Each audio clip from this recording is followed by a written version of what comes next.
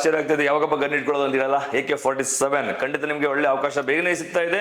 Bengaluru ARO ಏನ್ Madikeri rally ಇವಾಗ ತಾನೇ ಆಗಿದೆ, ಅವ್ರಿಗೆ ರಿಸಲ್ಟ್ ಯಾವ ಬರುತ್ತೆ, ಮೆರಿಟ್ ಲಿಸ್ಟ್ ಹೆಸರು ಯಾವ ಬರುತ್ತೆ ಅಂತೇಳಿ ಬಹಳ ಕಾತರದಿಂದ ಕಾಯ್ತಿದ್ದೀರಾ.